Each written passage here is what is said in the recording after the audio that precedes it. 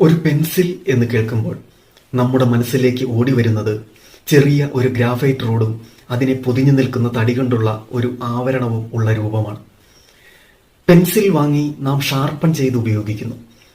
പെൻസിലിന്റെ പാതയിൽ അത് വരകൾ വീഴ്ത്തുന്നു.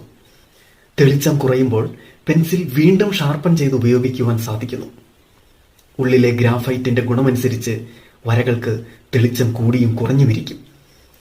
തെറ്റായ വരകൾ നമുക്ക് മായ്ച്ചു കളയുവാനും സാധിക്കും. കാർട്ടൂണുകളും ചിത്രങ്ങളും വരയ്ക്കുവാൻ സാധിക്കുന്നത് പോലെ കഥകളും കവിതകളും എഴുതുവാനും സാധിക്കും. കണക്കുകൾ കുറിച്ചു വയ്ക്കുവാനും സാധിക്കും.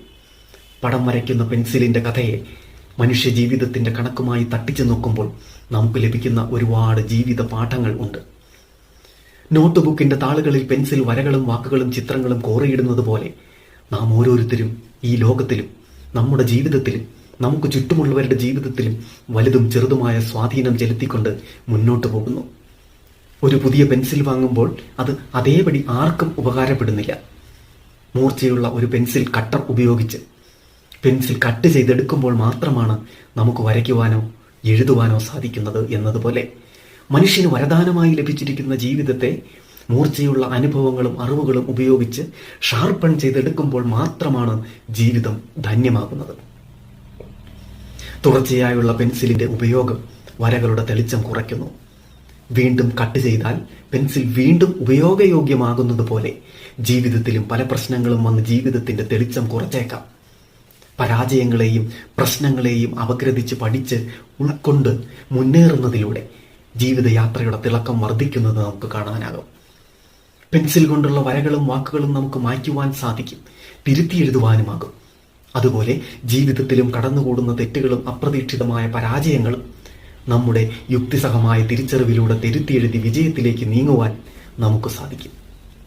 ഒരു പെൻസിലിന്റെ ഗുണം നമുക്ക് ലഭിക്കുന്നത് അതിന്റെ ഉള്ളിലെ ഗ്രാഫൈറ്റ് റോഡിന്റെ ഗുണത്തെ ആശ്രയിച്ചാണ്, പുറമേയുള്ള തടിയുടെ ഗുണത്തിൽ ആശ്രയിച്ചല്ല.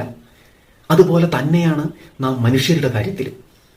ഒരു മനുഷ്യനെ അവന്റെ വസ്ത്രധാരണത്തിലും ആഭരണത്തിലും ബാഹ്യമായ കാഴ്ചകളിലും അല്ല വിലയിരുത്തേണ്ടത്.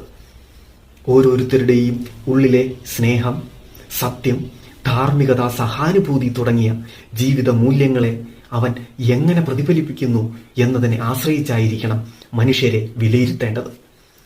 ഒരു കൊച്ചുകുട്ടിയുടെ കയ്യിലെ പെൻസിൽ വരകൾ മാത്രം വീഴ്ത്തുന്നു. അധ്യാപകന്റെ കയ്യിലെ പെൻസിൽ നോട്ടുകൾ എഴുതുന്നു. സാഹിത്യകാരന്റെ കയ്യിലെ പെൻസിൽ സാഹിത്യരചന നടത്തുന്നു. ചിത്രകാരന്റെ കയ്യിലെ പെൻസിൽ വിലമതിക്കാനാകാത്ത ലോകോത്തരമായ ചിത്രരചന നടത്തുന്നു.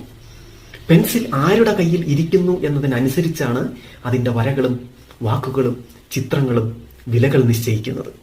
മനുഷ്യ ജീവിതത്തിന്റെ കാര്യത്തിലും ഇത് സമാനമാണ്.